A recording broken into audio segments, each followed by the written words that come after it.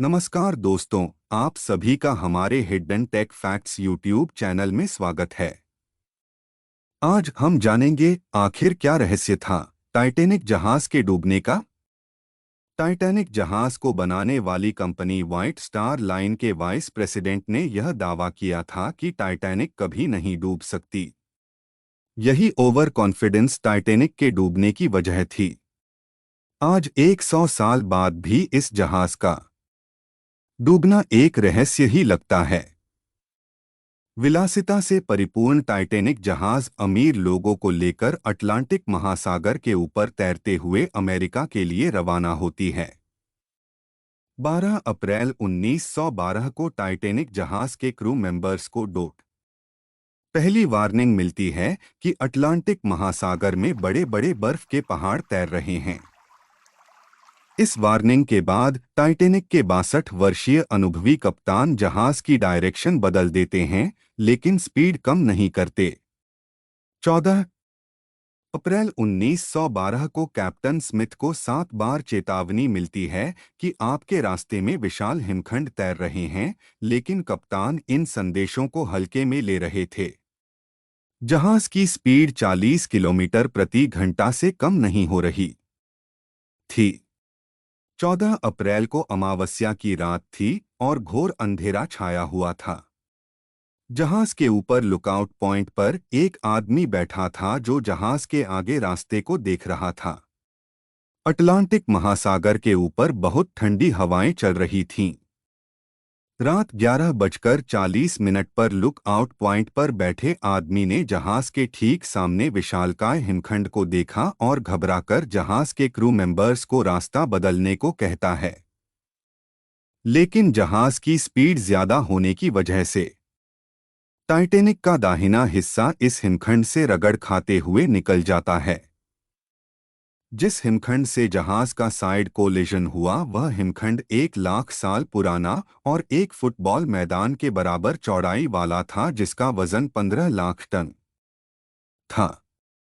इस टक्कर के बाद जहाज का अगला हिस्सा बुरी तरह क्षतिग्रस्त हो गया। कैप्टन और इंजीनियर्स समझ गए कि अब जहाज का डूबना तय है। रात 12 बजे जहाज से इमरजेंसी सिग्नल भेजे जाने लगे। लगभग आधे घंटे बाद अटलांटिक महासागर में जा रहे एक जहाज को टाइटैनिक का सिग्नल मिला, लेकिन वह 107 किलोमीटर दूर था। उस जहाज को टाइटैनिक तक पहुंचने में 3 घंटे से ज्यादा लग जाते। 1 बजे जहाज का अगला हिस्सा पानी की वजह से समुद्र में डूब गया और पीछे वाला हिस्सा हवा में उठ गया। पानी का तापमान -2 डिग्री था। 2:05 पर अंतिम लाइफ बोट पर यात्रियों को निकाला गया। अब भी जहाज पर 1500 लोग बचे थे। हड़बड़ी में कुछ लोग अटलांटिक के बेहद ठंडे पानी में कूद पड़े, जिनकी कुछ ही मिनटों में मौत हो गई। जिस जहाज को टाइटैनिक से खतरे वाला सिग्नल मिला था वह लोकेशन पर 4 बजे सुबह पहुंचा। तब तक टाइटैनिक अटलांटिक के ठंडे पानी में लगभग जल समाधि ले चुका था। फिर भी उस जहाज ने लाइफ बोट पर सवार सभी लोगों को बचा लेता है। टाइटैनिक जहाज के सवार बच सकते थे यदि एसएस कैलिफोर्निया नामक जहाज ने ही टाइटैनिक को लास्ट वार्निंग दी थी कि सावधान रहना, रास्ते में बर्फ के पहाड़ हैं। चेतावनी देकर वह जहाज तो समुद्र में खड़ा हो गया, लेकिन एसएस कैलिफोर्निया के रेडियो ऑपरेटर ने अपना रेडियो बंद कर दिया था।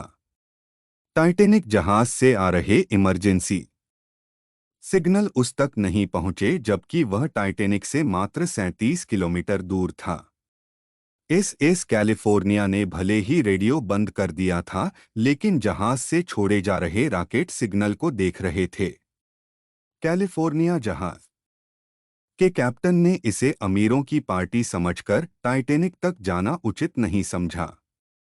सुबह होने पर जब वे टाइटैनिक तक गए तब वहां पानी में तैरती लाशें ही बची थीं। हड़बड़ी में जहाज को दाएं तरफ मोड़ दिया गया था, जबकि उसे बाईं तरफ मोड़ना था।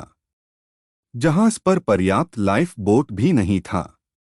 कंपनी ने कप्तान पर दबाव बनाकर रखा था कि इस वॉयज को मात्र 6 दिन में पूरा करना है। इसलिए बार बार चेतावनी मिलने के बाद भी जहाज की रफ्तार कम नहीं हुई। अब टाइटैनिक कहाँ है? टाइटैनिक जहाज को डूबे हुए 110 साल हो गए। खूबसूरत टाइटैनिक जहाज का मलबा समुद्र में 3.8 किलोमीटर अंधेरे में डूबा पड़ा है। तमाम तरह के बैक्टीरिया और जंग टाइटैनिक को खत्म कर रहे हैं और 2030 तक टाइटैनिक का नामो निशान मिट जाएगा। टाइटैनिक जहाज के डूबने में सिर्फ मानवीय भूल थी, ना कि कोई रहस्य।